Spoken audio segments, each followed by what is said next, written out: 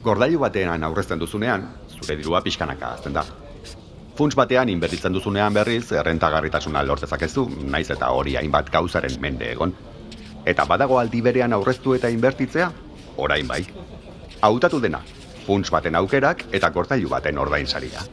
50-50, funtsa gehi gordailua. Aukeratu dena, informazio gehiago laboralkutxa.comen.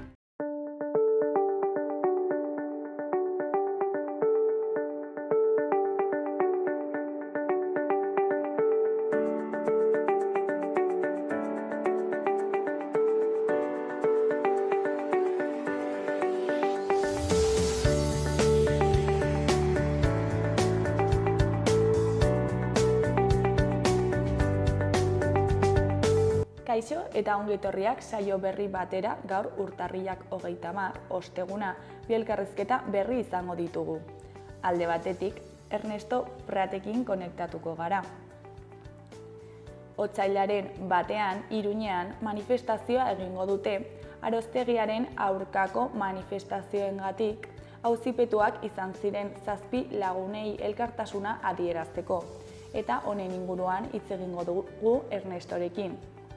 Eta beste alde batetik, Julen Garbiriarekin egongo gara hizketan, idazlea eta itzultzailea dena. Julenek Gerra Gazan komikia itzuli du eta honen inguruan hitz egitera dator. Baina hauekin hasi baino lehen goazen gure betiko edukiarekin.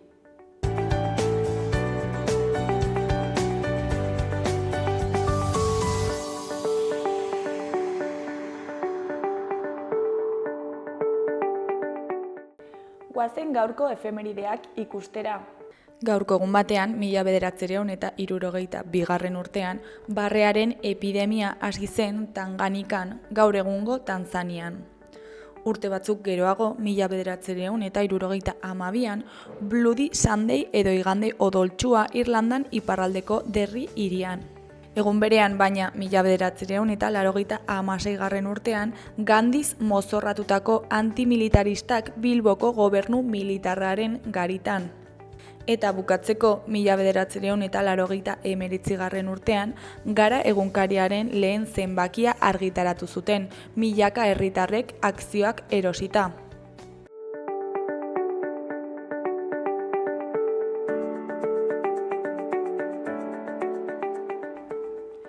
Errepasatu dezagun gaurko, biharko eta asteburuko agenda. Ostegunean, zenbat ipuin sartzen dira gure buruan izeneko ipuin kontaketa egongo da arratsaldeko 6etan Atarrabiako kulturetxean.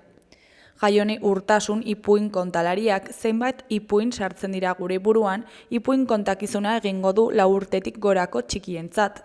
Sarrera doakoa da eta arratsaldeko 6etan hasiko da. Ostiralean, Aizpa Beltza liburuaren aurkezpena egongo da Katakraken.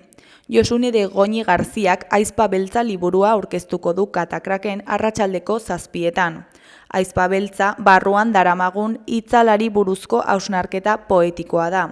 Natura eta mitologiarekin lotutako iruditeria erabiliz, gordintasuna eta lirismoaren bidegurutzean, Josune de Goñik bere lehen poema liburua idatzi du. Larunbatean, iluntzeko 8etan, Aita izeneko antzerkia egongo da Atarrabiako kulturetxean. Patxilarrea zuzendariak Aita aurkeztuko du Atarrabiako kulturetxean, arratsaldeko 8etan. Zer gertatzen da ezer gertatzen ez denean? Bada, dena gertatzen da. Bizitza une desberdinetan eraikitzen da, bizitza ez da gelditzen, jarraitzen du. Ezer eta inor errespetatu gabe. Aitak humorez azaltzen du aitaren bizitzako egun bat, adineko pertsonen belaunaldi bat ordezkatzen duena, emakume eta gizonena, amoreman aldatu, onartu eta prestatu ez zituzten gizarte baten aldaketekin bizi behar izan dutena. Eta hitz egiten du familia bati buruz, bere seme-alabei buruz, ahalduten ondoen jasaten baitute egoera hori, eta egoera horretarako agian ez zituzten saihestu. Igandean, alde batetik, azken fakirra izeneko antzerkia egongo da Antxoaingo antzokian arratsaldeko 6etan. Sir Imiri fakir handia, ezpata, sable, hiltze, kristal eta sujalea bere azkenengo emankizunen aurrean dago. Historiako azken fakirra izango alda, edo bere ilobari elkarbanatuko dio bere jakinduria guztia jubilatu aurretik. Bere ilobak miresmen ikaragarria dio Sir Fakir osabari, baina izugarrizko beldurra die hiltze laban sua eta mina egin diezaiokeen edozein objekturi. Azken fakirra arratsaldeko 6etan Antsoaingo antzokian. Beste alde batetik iluntzeko 7:00 Amak izeneko antzerkia egongo da Atarrabiako kulturetxean. Amak komedia antzezlana Atarrabiako kulturetxean taularatuko dute Intza Alkain, Tania Fornieles, Iraitz Lizarraga eta Oiana Maritorenak. Begoña Bilbaoren zuzendaritzapean. Ikastola bateko itxarongelan atera ezinik gelditzen diren 4 emakumeen arteko istorio desesperagarria da. Egoera larri honek mugarik gabeko ezusteko terapia batera eramango ditu. Bertan amatasunaren alde on eta txarrak ateratzen joango dira. Azkenik, zinema, Dragoi Jagolea filma ikusgai egongo da Zur Nagusiko kulturetxean iluntzeko 8:00. Garai ilunak dira Txina imperialean. Aintzina gizakiak lagun eta aliatu jakintxoak ziren dragoiak urteetan zehar, jazarriak eta ziegetan giltzapetuak izan dira. Mendiko gotorleku urrun batean neskato batek azken dragoiari ihes egiten lagunduko dio, eta batera altxorrik preziatuena berreskuratzeko misio zoragarri batean abiatuko dira. Dragoi Jagolea filma arratsaldeko 8:00 Zur Nagusiko kulturetxean.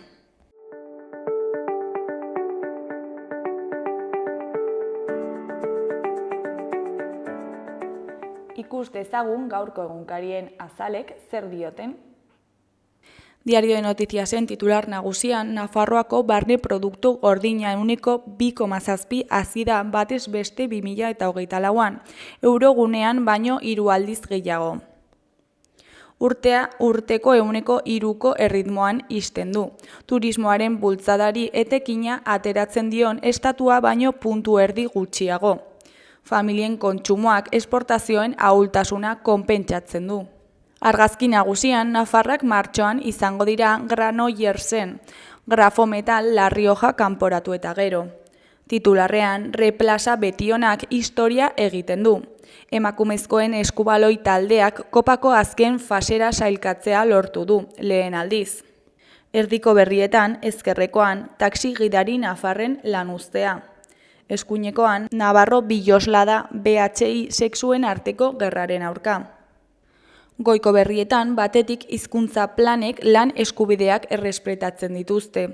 Bestetik, PPek Sánchezen dekretu soziala zuzendu eta babestuko du.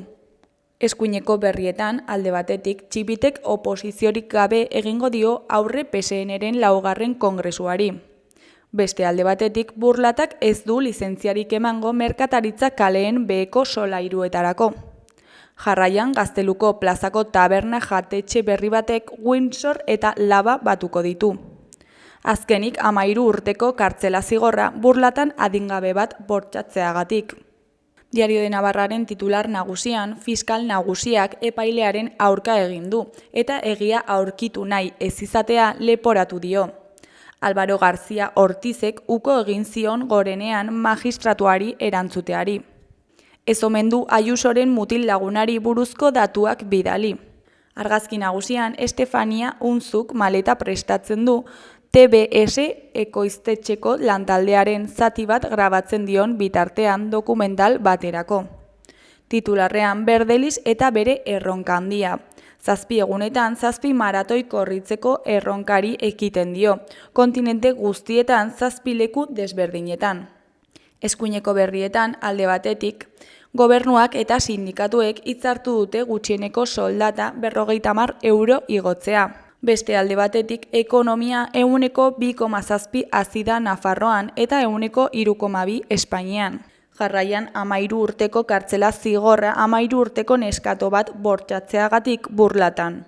Goiko berrietan batetik aseguruen igoerak taksilariak haserretzen ditu.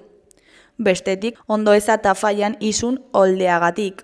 Bukatzeko Betionak historia egiten ari da eta kopa irabazteko lehiatuko da. Gararen titular nagusian, Guardianek labea itzali du eta langileek abandonoa deitoratu dute. Laudioko Guardian enpresako enpresa batzordeak salatu du erakundeen babesik eza. Atzo hasi baitzen labea itzaltzeko prozesua, Lakuako eta Osalaneko teknikarien abalarekin. Mobilizatzen jarraituko dute. Argazki nagusian 1936 memoria historikoaren sold outa. Andres Lima zuzendariaren 1936 antzezlanak Euskal Herrian izango dituen emanaldietarako sarrera guztiak bukatu dira. Erabateko ikusmina piztu du estatu espainoleko fasismoaren garaipenari buruz diharduen obrak.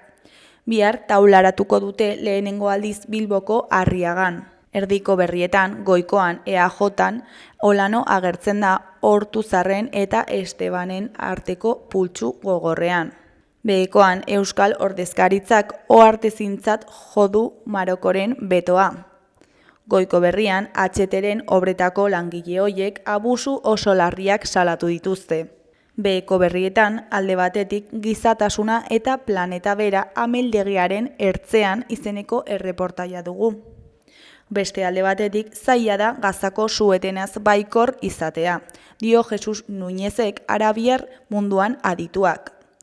Jarraian CDUk suebakia ezartzen dio AFD neofasistari. Amaitzeko Atletikek eta Errealak kopan jokatuko dute multzoen faseko azken partida. Berriaren argazki nagusian Guardianeko langileak lantegiaren atarian elkartu ziren atzo. Titularrean Guardianen labea itzaltzen hasi dira, inbertitzaileek interesa agertu arren. Eusko Jaurlaritzak baieztatu du badaudela Laudioko lantegiaz galdetu duten hainbat inbertitzaile eta jakinarazi du haiekin artekari lana egingo dutela. Sindikatuen arabera amatatzea atzera bueltarik gabeko erabakia da eta labea ez da erabilgarria izango.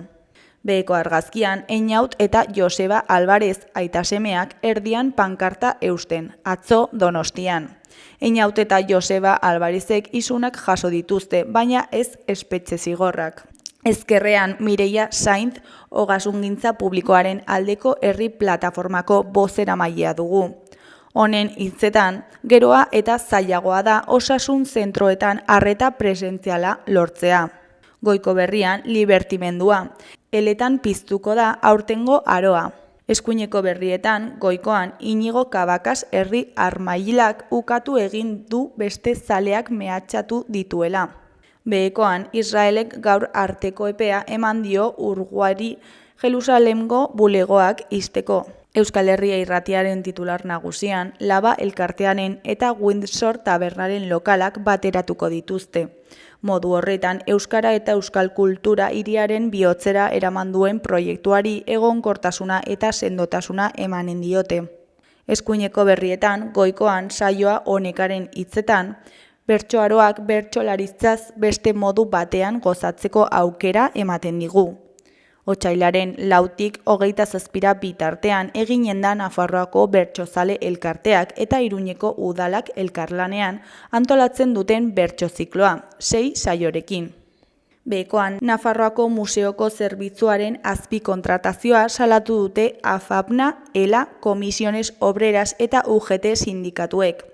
Otsailaren 5ean elkarretaratzea deitu dute 11etan museoko ate aurrean.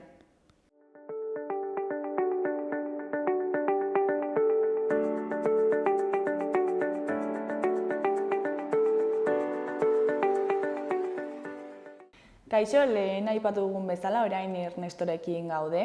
Kaixo, Ernesto, zer moduz? Ongi, eta zuek? Oso ondo, baita ere. Bueno, ona zatoz, otsailaren batean manifestazio bat egingo duzuelako, ezta? Arostegiren aurkako salaketaren ondorioz, pertsona batzuk epaituak izan direlako, edo izango direlako orain otsailean, eta haiei elkartasuna emateko, ezta? Bai, hori da. Bueno, behar bada jendea jakinen du zertan den hemen Baztanen Lekarrozen hain zuzen dugun Arostegiko makroproiektuaren afera baina badazpada behar bada gogoratuko dugu ez, hemen Lekarozek 300 biztanle pasatxo ditu, eta Teilari auzoan dagoen arostegia jauregian makroproiektu bat egin nahi dute, luxuzko hotel batekin, golf zelai batekin, eta gero 228 etxe bizitza dituen urbanizazioarekin, ez? Hau da, herria bera, baino handiagoa den urbanizazioa, ez? Praktikan suposatuko zuena Baztango 16. herria sortzea, ez? Horrek dakarren ondorio guztiekin, ez? Bai kulturalki, bai hizkuntzari dagokionez, eta gero, hoxe, ez?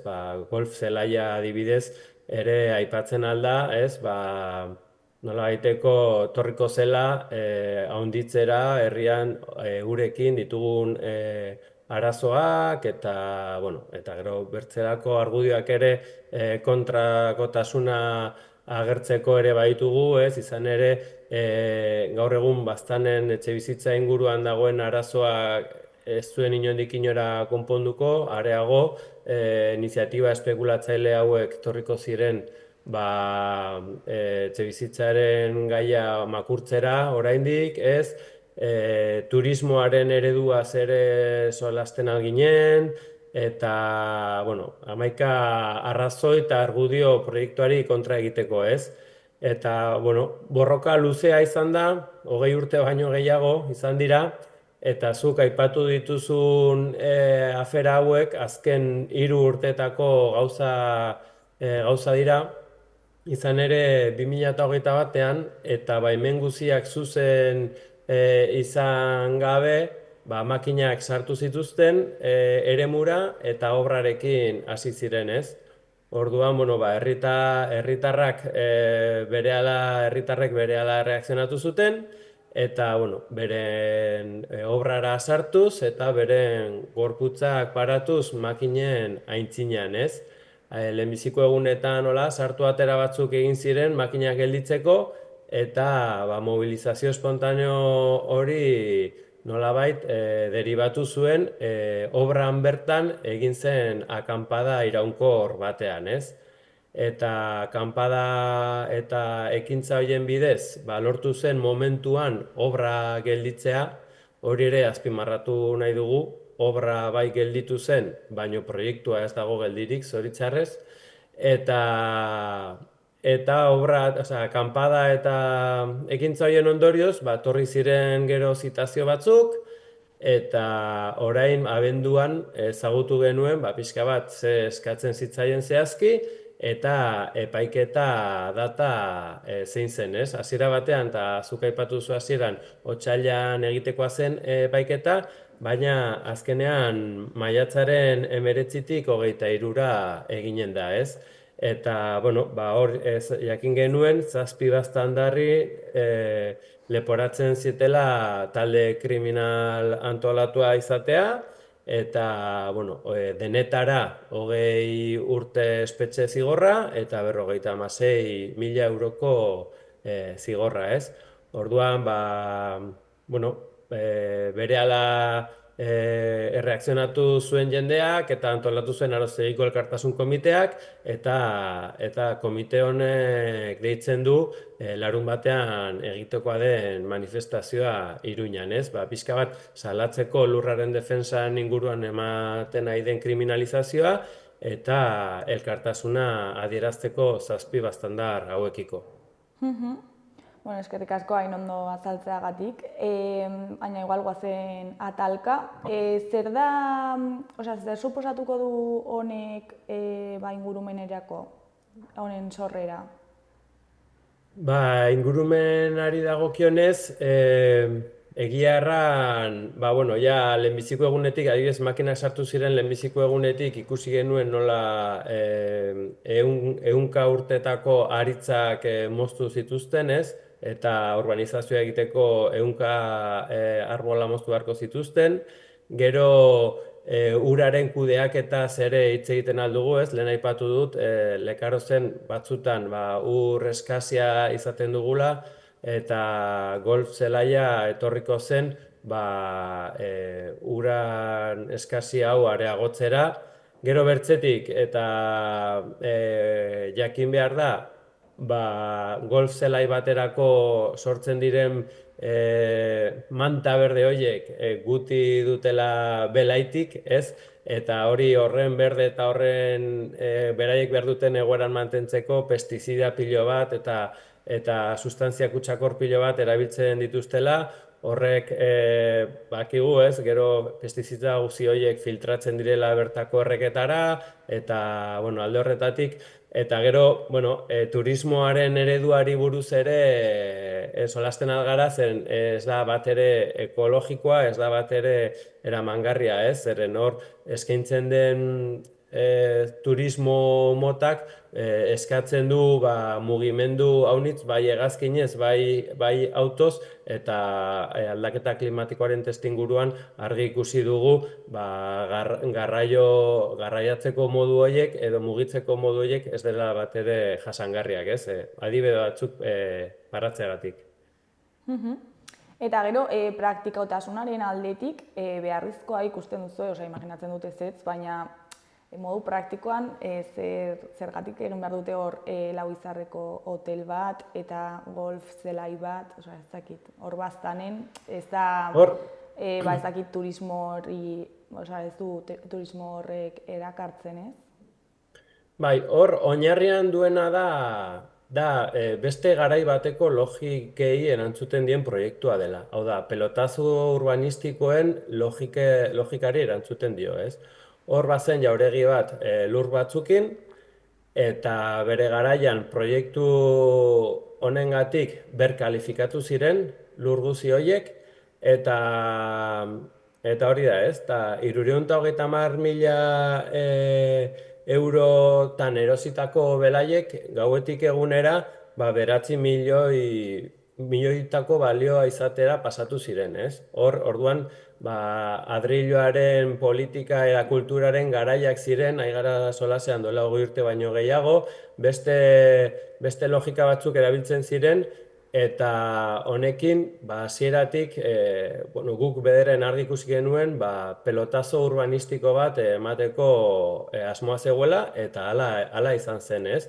Gainera hor, ekuazio horretan, faktore haunitz elkartzen dira, berkalifikazioa eman zenean ilegalizazio aroa zen, ezker abertzalea ilegalizatua zegoen instituzioetan, orduan instituzioetan ematen zen trukatutako oreka hori ere baliatu zuten berkalifikazioa egiteko, eta orduan, ze interes egon daitezke, biztan denez, interes ekonomikoak. Ja, lehenbiziko momentutik pelotazo urbanistikorekin egin zuten, eta gero urte hauetan zehar, ikusi izan da zenbat salaketa jarri dituen Palazio Arostegia SM enpresak, bai Baztango alkaten kontra, bai Baztango herritar batzuen kontra, orai bera, 7 herritar hauei 56.000 euroko zigorra eskatu diete, eta horretatik aparte, 53 milioneko kalte ordaina eskatu dio enpresak, bai Nafarroko gobernuari, bai Espainiako gobernuari,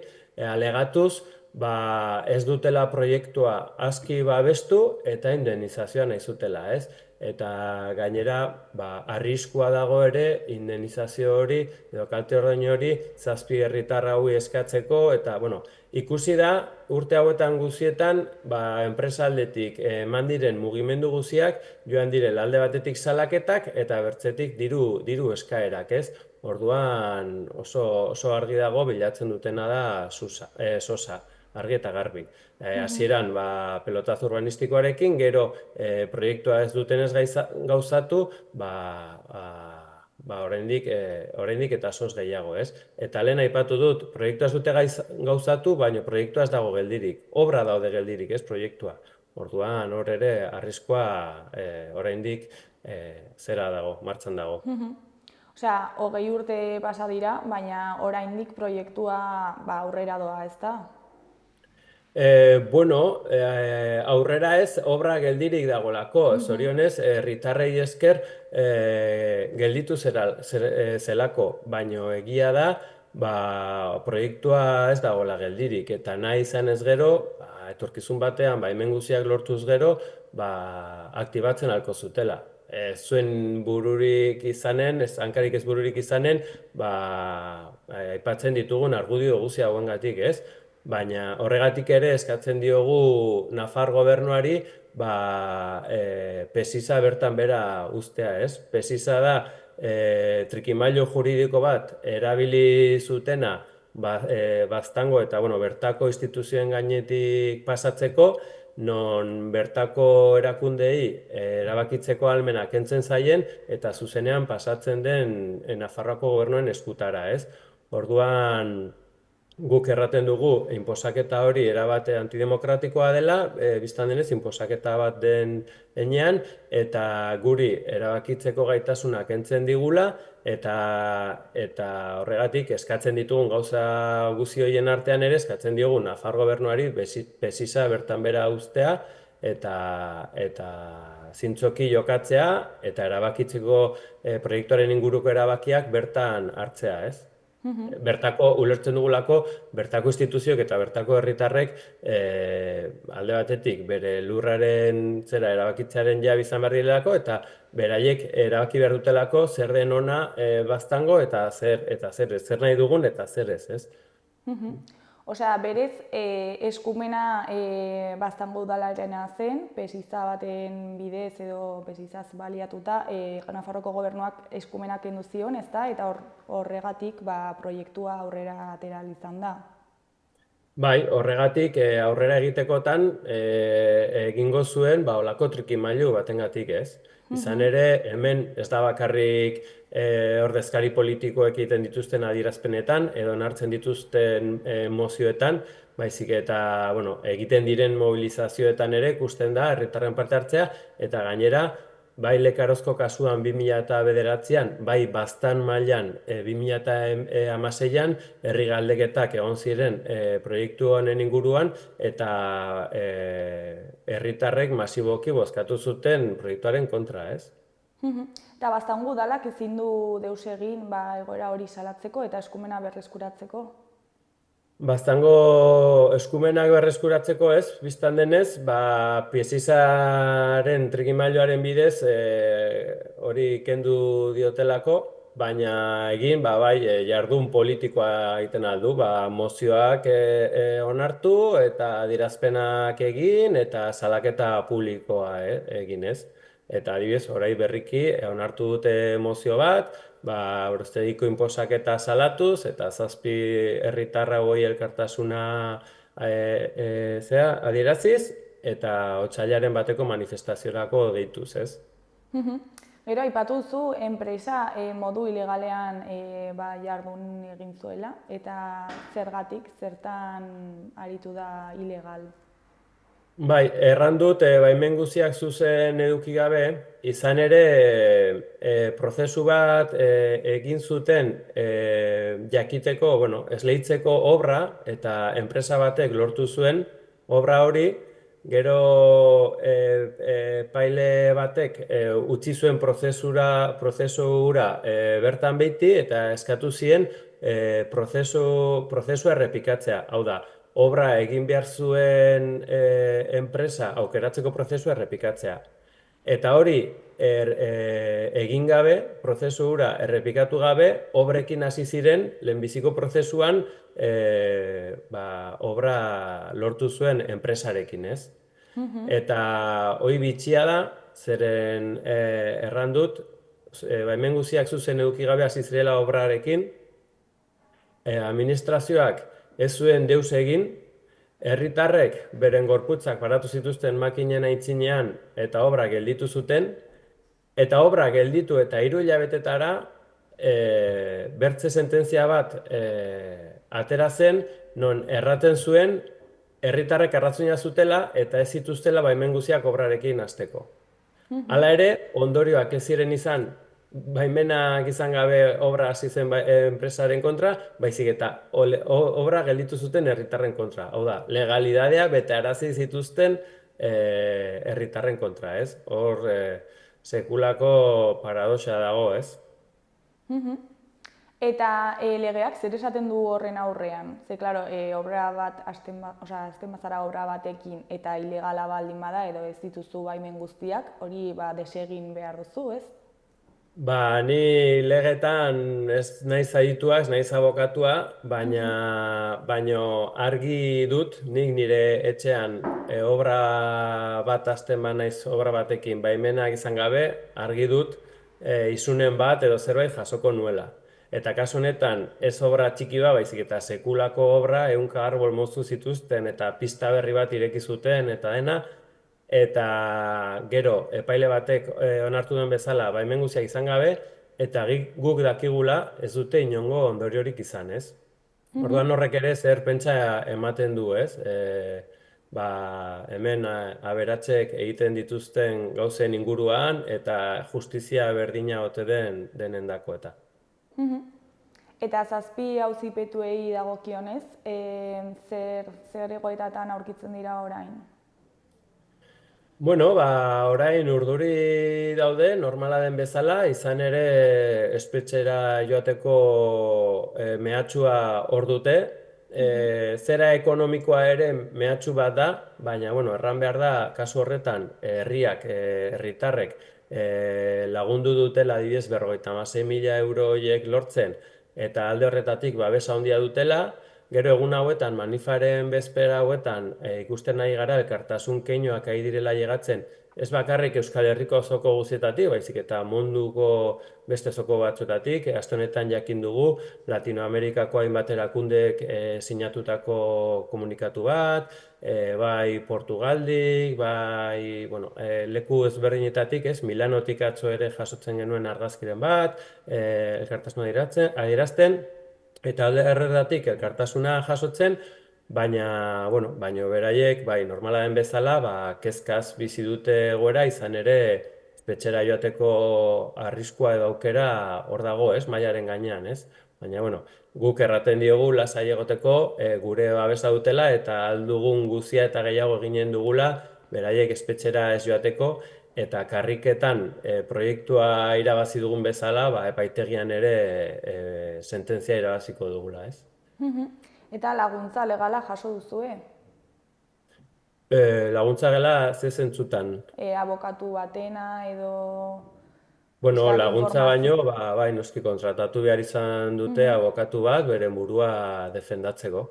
Eta nola ikusten dute epaia edo nola aurre ikusten dute?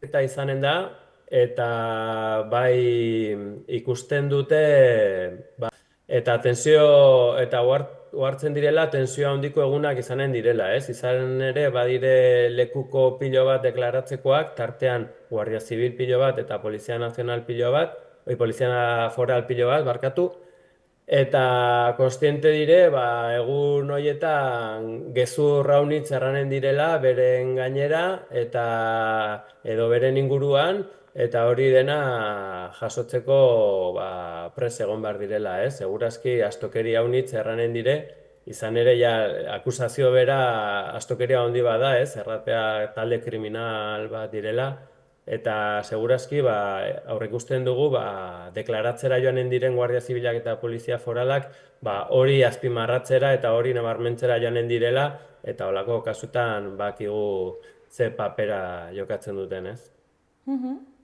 Ikusiko dugu nola bukatzen den azkenean kontua, espero dugu azkenean ez izatea epai txar bat. Eta zer moduz joaten den manifestazioa? Bai, hori da.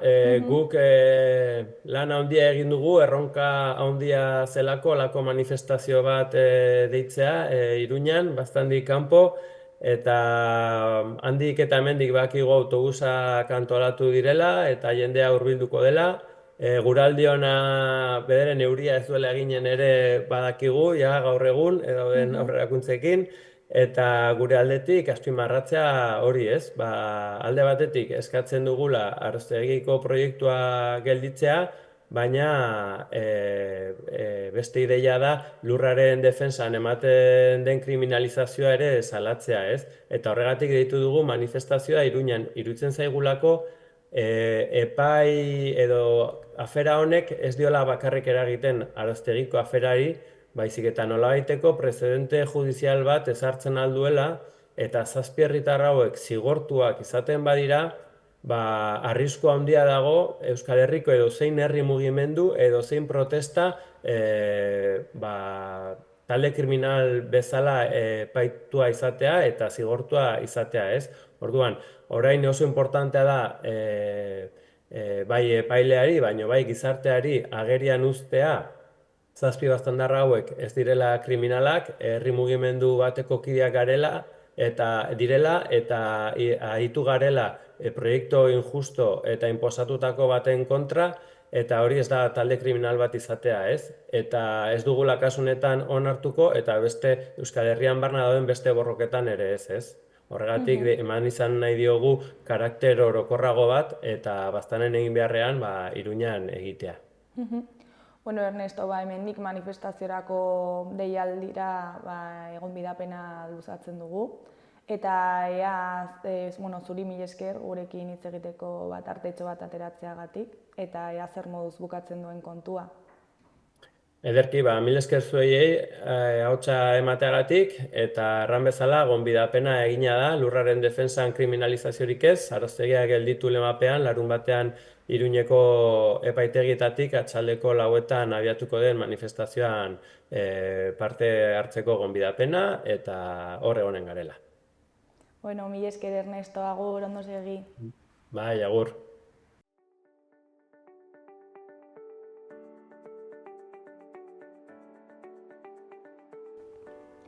Gaurko eta biharko eguraldiaren iragarpena ikusiko dugu. Gaur, osteguna, eguna neguko giro petralarekin dator, euriarekin eta haize zakarrarekin.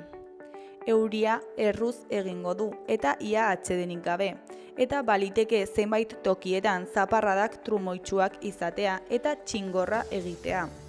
Haizea ere nabarmendu behar dugu, ipar-mendebaldera egingo du eta zakar ibiliko baita. Elurraren maila 1000 metro inguruan egongo da. Temperaturak behera egingo du eta giroa hotza izango da. Beroenak 7–13 gradu artekoak izango dira eta ipar-mendebaldeko haize finak hotz sentsazioa areagotuko du. Ostiralean giroak egonkortzera egingo du. Zerua lainotuta egongo da eta oraindik euria egingo du, bereziki egunaren lehen zatian eta ipar partean. Arratsaldean hegoaldean atertuko du eta ipar partean aterruneak luzeagoak izango dira. Elurkota 1000 metro inguruan egongo da. Iparraldeko haizeak indarra galduko du, baina kostaldetik gertu oraindik enbarazu egingo du eta Ebro ibarrean ziertzoa harro ibiliko da. Temperaturan aldaketarik ez.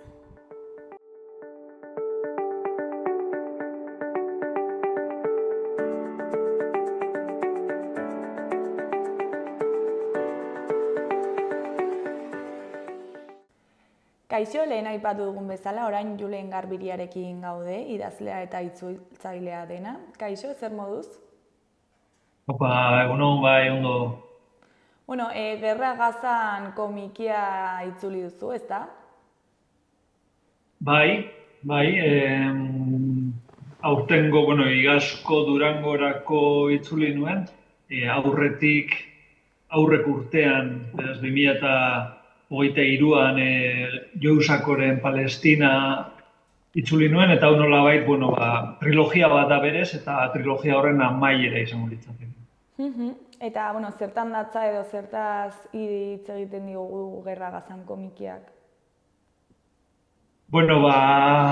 Jousako komikilari oso konprometitua da Palestinako gaiarekin, esan bezala duela 30 bat urte idatzi zuen Palestina, idatzi eta ilustratuta Palestina komikia oso ospetsua bihurtu zena, komiki hori dago kokatua Palestinan izandako lehen intifadaren garaian. Horren ostean etorri izan beste bat, Gazako oinuarrak oraintzearen izena itzultzen datorren aurtengo, beto esan da, aurtengo Durangorako, hori liburu osoagoa da eta dago kokatuta Palestina eta Israelen arteko gatazkako beste momentu historiko baten. Eta hau, azken hau, da liburuzka fin bat, fanzine estiloko bat, eta hemen Jousakok ezin du gehiago, ez dauka pazientziarik bizitzen ari da egoerarekin, eta bera estatu batuarra izanik, egiten du gaur eguneko egoera hau kritikatu, gordin kritikatu, estatu batuetako ikuspuntutik, beraz, egurra emanez, euren presidente, garai hartan Joe Bideni eta egiten dituzten politikei. Eta ze helbururekin sortu da, badakizu? Bueno, zen. Komiki hau. Komiki hau hori da, ez? Berak liburuaren hasieran aipatzen du bere lagun palestinar batek eskatzen diola ahotsa altzatzeko nolabait. Asko idatzi duelako Palestinari buruz, badelako nolabait ahots autorizatu bat edo gai honen inguruan, eta orduan lagun horrek esaten dio, basara nor, beraz, esan zerbait, egin olako aldarri bat edo, ez? Eta hori da, helburua hori da, apur bat estatu batuetako politikaren barrutik, jardun horiek edo nolabait sartaraztea edo, ez?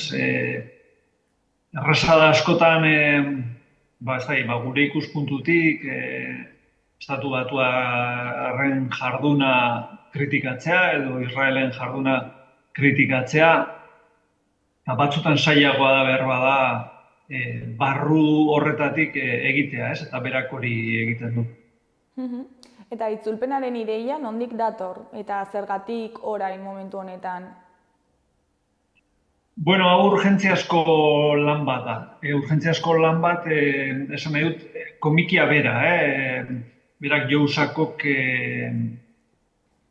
urgentziaz idatzi zuen, jakinik gerra martxan zegoela, gerra edo genozidio hau, bete-betean zegoela, eta berak zerbait egin behar zuela. Orduan, berak sentitzen du sortzaile gisa urgentzia hori, zerbait aportatu beharra, benetan ez hainbeste sinadura bilketa batean parte hartzea, baizik eta aktiboki zerbait aportatzea. Eta orduan, berak modu horretan sortzen du liburu hau, urgentzia horrekin, presa batekin, eta itzulpena etorri da hildo berean. Argitaletxeak, Astiberri argitaletxeak ikusi zuen hau zala momentua, ez dagoela komiki hau itzultzeko eta publikatzeko, ez dagoela modurik 5 urte itxaroteko, oraintxe izan behar zala, eta orduan egin zuten apustua euskaraz ateratzekoa, eta horrela izan da. Itzulpena ere urgentziazkoa izan da. Eskatu zidaten urri amaieran, Durangoko azoka abendu hasieran da, beraz, hilabetean itzuli eta maketatu eta argitaratutako liburua da. Ere interesgarria da, ze sarraskiaren ikuspuntua ez da oraingo edo orain ezagutzen duguna, ez da? Baizik eta duela urte batzuetakoa. Bai, berak egiten du apur bat estatu batuarren papelaren edo kritika, ez? Zer egin edo zer esan izan duen estatu batuak gatazka honetan. Berak asko landu du gai hori, esan dako bezala, lehenengo Palestina liburuarekin, gero Gazako oinuarrak hor berak asko sakontzen du arazoaren erroetan edo, ez, oinarrietan. Eta orduan, arakatzen baduzu, derrigorrezkoa da, benetako kausa horietan zentratzea eta fijatzea. Beraz, Estatu Batuak eta mendebaldea orokorrean, bera Estatu Batuarra izanik, bereziki minduta dago horrekin, asko zentratzen da gai horretan. Eta, komiki hau egin zuenean, oraindik Estatu Batuetako hauteskundeak, bakizue prozesu luzea izaten da, oraintxe izendatu dute Trump presidente, hauteskundeak izan ziren azaroan okerrezpanago, baina hauteskunde prozesua oso atzetik dator, ez da, badira, urte pare bat edo motorrak berotzen hasten direla eta orduan, bera horre ere asko zentratzen da eta ikusten du zein izan daiteken etorkizuna, ze bi hautagairen artean aukeratu behar duten eta horako gauza. Eta iruditzen zaizu egokia komiki hau oraingo egoera ulertzeko? Nik uste dut, Jousakoren komikiak trilogia osoa irakurri eskero eta horretarako aukera izango dugu aurtengo 2025ko Durangoko azokan trilogia osoa euskeraz publikatuta izango dugulako. Bere Palestinari buruzko 3 liburuak irakurrita ulertzen dugula ez bakarrik oraingo egoera baizik eta iraganekoa. Orduan, kasu honetan bereziki denetan, baina kasu honetan oraingo ulertzeko funtsezkoa da iragana ulertzeare. Eta berak obra honekin, esan nahi dut 3 liburuko multzo honekin, ematen digu aukera hori, ez. Ez zala gatazka hau, oraingo gatazka hau, ez zala urriaren 2023ko urriaren 7an hasi, baizik eta badaramatzala 80 urte, ez? Eta nolakoa izan da zuretzako itzulpen prozesua? Kasu honetan oso liburu txikia da, txikia orrialdeko puruz. Jousakoren ezaugarrietako bat da testu asko izaten duela bere komikietan. Hau igual ez da inbesterako, baina urgentzia, lehen aipatu da urgentzia horren barruan, 32 orrialdeko komiki bat itzultzea da, urgentziaz ari garelarik eta kasu honetan jakinik Durangoko azoka handik hilabetera zela, urgentzia zen praktikamente asteburu batean itzuli beharra. Orduan, lana izan da hori, 4 bat eguneko lana, burubelarri horretara, baina guztiz intenso, baina laburraldi berean. Ez da orain itzultzen ari naizena, Gazako oinuarrak, hau dela hilabetetako lana itzulpen arloan, ez? Eta normalean komikiak itzultzen dituzu edo bereziki liburuak? Duela 3 urte edo Astiberrik egin zuen apostua euskarazko komiki klasiko oso garrantzitsua direnak euskarara ekartzeko. Orduan, lehenengo komikia izan zen Maus,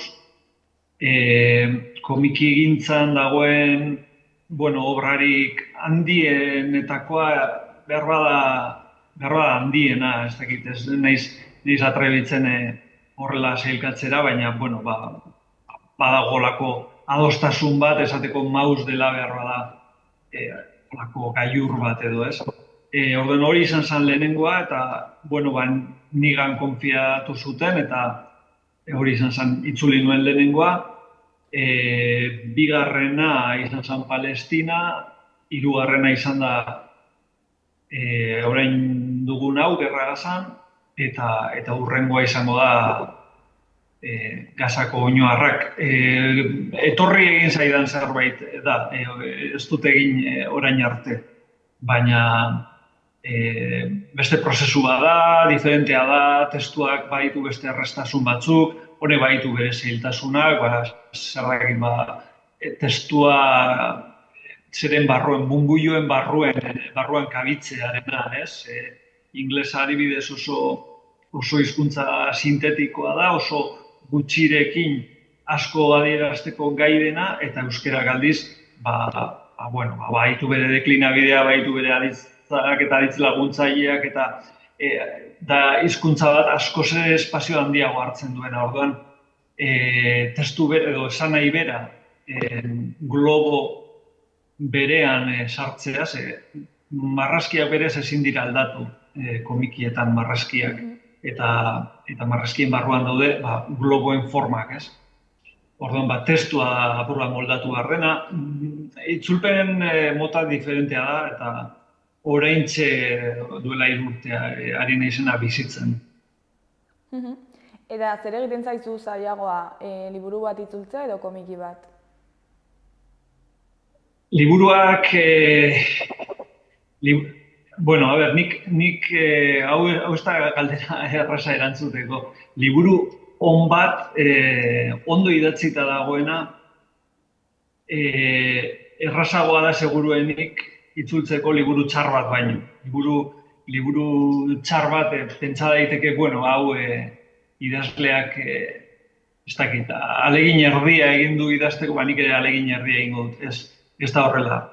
Txarto idatzitako liburu bat niri behintzat askoz gehiago kostatzen zaitu. Orduan, literatura orokorrean ona bada, kostatu egiten da noski, ze egileak nahi zuen mailara heldu behar duzu, beste hizkuntza horretan ere zu, baina aldi berean ari zara gozatzen, da ariketa estetiko bat, da jator ekartzea dagokizun hizkuntzara testu hori, beste garai batekoa behar badalena, edo beste referentzia batzuk dituena, eta orduan, nik ez nuke hainbeste konparatuko literatura eta komikia, baizik eta literatura ona eta txarra, ez? Eta literatura ona beti modu gozoso batean edo itzultzen da. Baina, igual, literatura ez duzu, edo ez zara formatura hainbeste egokitu behar, ze luzatu zaitezke gehiago edo, eta komikian igual bai bokadilloak mugatzen zaituela, ez? Hori da. Bai, hori da, teknikoki edo diferentzia nagusiena hori da. Egia da, 400 horriko duela gutxi gertatu zait, 400 horriko liburu bat, jatorriz 400 horriko da zena, euskerara itzuli, eta euskeraz irten dira, ez dakit, 400 da gehitxoago horri alde, ez? Hori posible da, prosasko liburu batean, ez dauka zailtasun inolakorik, fizikorik, edo baliabide aldetik gauza bera da, 400 horri edo 410 argitaratzea ez dago horretan komplikaziorik. Baina komiki batean, bai, errespetatu behar duzula egileak grafikoki sortu duen espazio hori. Eta hori da, espazioaren barruan sartzen dira bokadilloak ere, ezin direnak ikutu. Eta gero, itzultzerakoan, itzulpena osotasunean egiten duzu, osea, tal kual itzultzen duzu, edo moldatzen duzu hobeto ulertzeko, ezakit den posible egitea itzulpena zehatz-mehatz horrela. Bai, galdera interesgarria da, egia da, beste formatu bada, beste baliabide bada. Prosasko testu batean, adibidez, esan dezagun, hor badago deskribapen bat, personaia batzuna, leku batzuna, eta nahiz eta zehatz deskribatuta egon, irakurleak egingo du bere personaje propioa. Hemen komikietan, pertsonaia horiek eginda daude, leku horiek edo kokapen horiek eginda daude. Orduan, ahots egokia topatu behar diezu pertsonaia horiei, hitz egiteko modu bat berezia behar bada, edo, ez dakit, izan dezakete momentu batean Bastakit. Asko, esan nahi duena, komikian asko ja eginda dagoela grafikoki, ez? Ilustrazio aldetik informazio asko emanda dago. Orduan, testuaren bitartez osatu edo egiten duzu, aberaztu personaje hori. Ez dakit zehatz erantzun dizudan, bazegoen hor beste, badago beste puntu bat, ez? Eta da, irakurlearekin ere pentsatzea.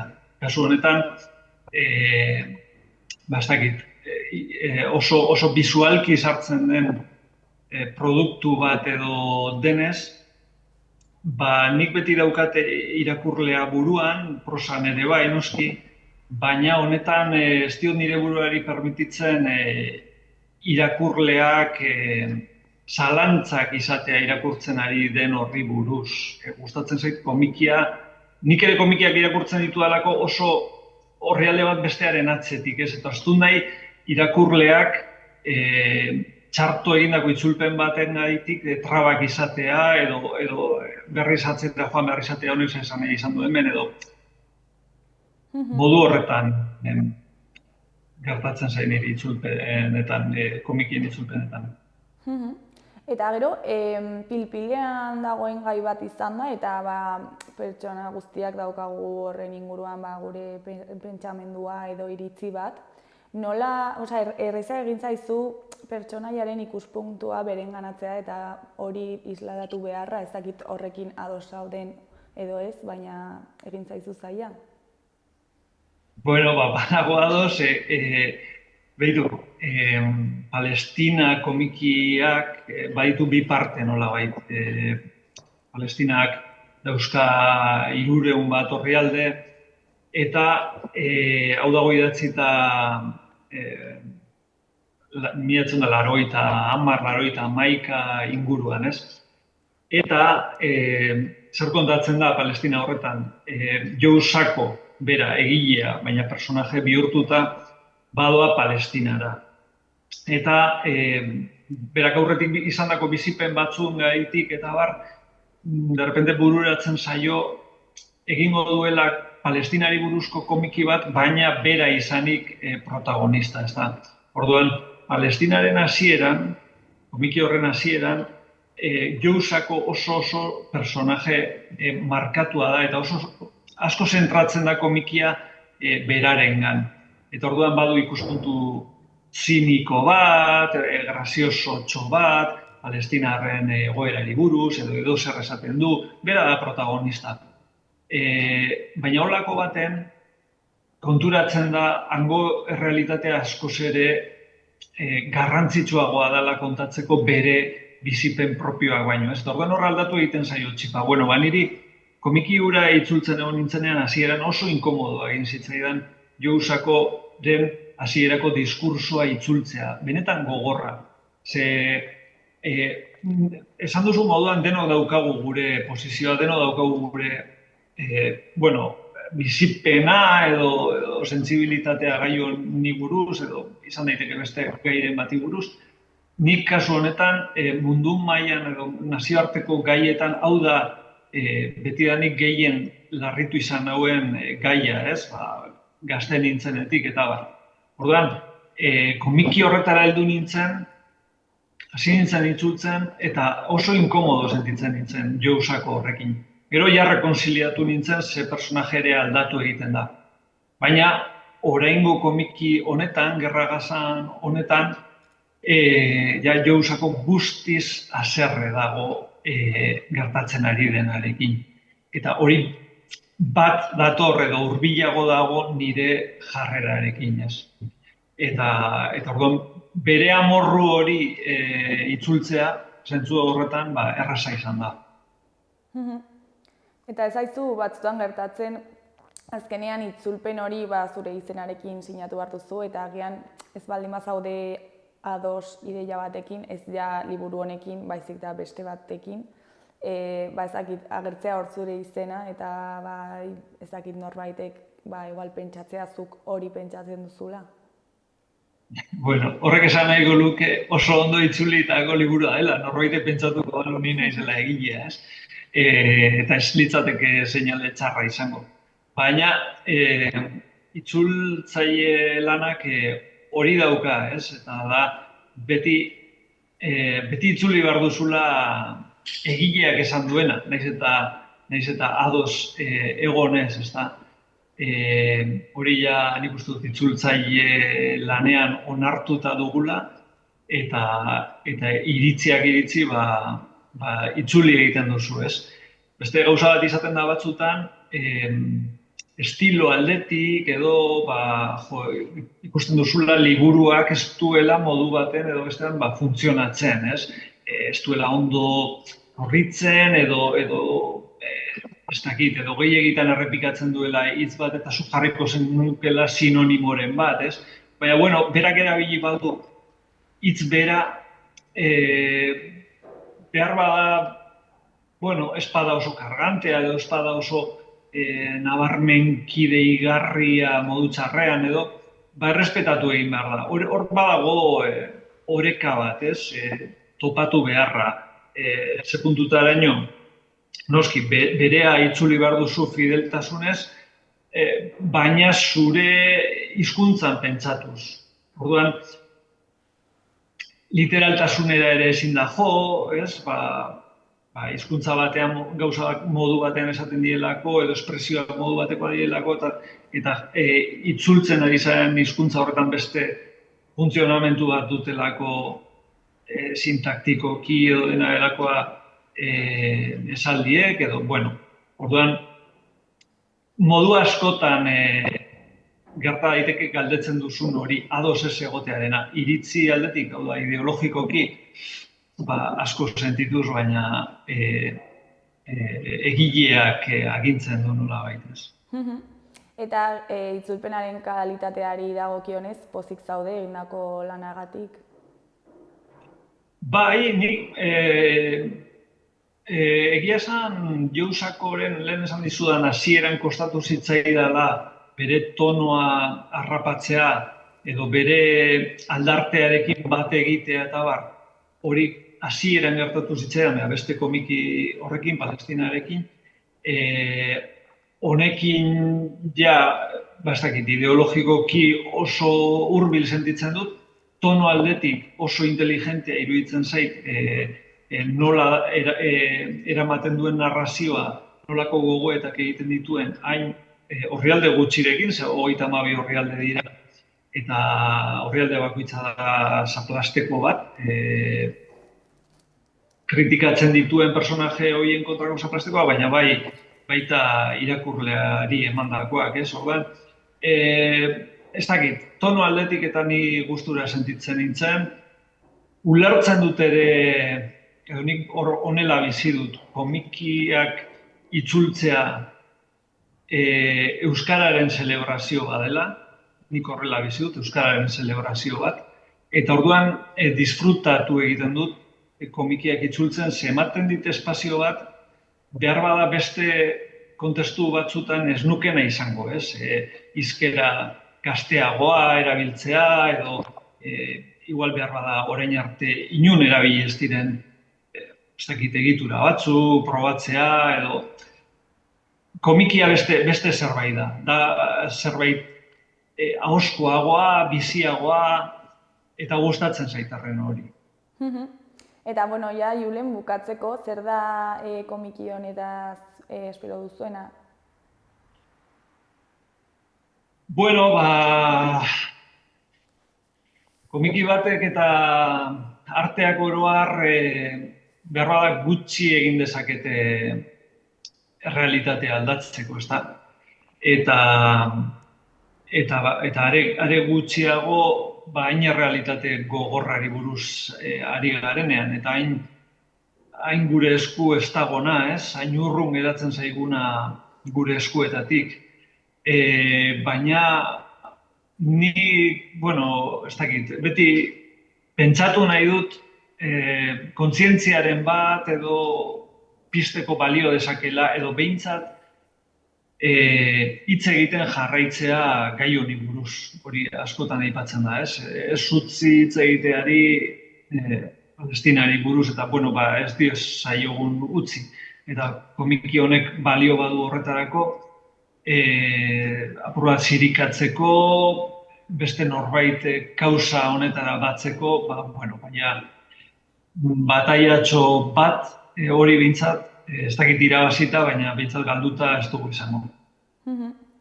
Bueno, Julen, mila esker gurekin hitz egiteko tartetxo bat ateratzeagatik eta dena hain ondo azaltzeagatik eta ea zer moduz joaten den komikiaren harrera.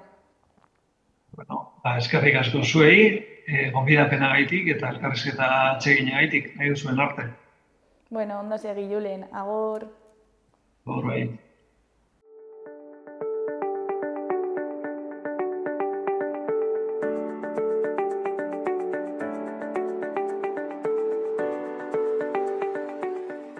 Gaurkoz hau izan da dena, bihar ostirala itzuliko gara eduki eta elkarrizketa berriekin. Mila esker zuen arretagatik. Ondo bukatu eguna, agur.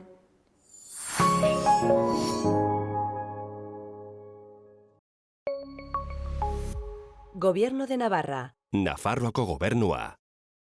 Gordailu batean aurrezten duzunean, zure dirua pixkanaka hazten da.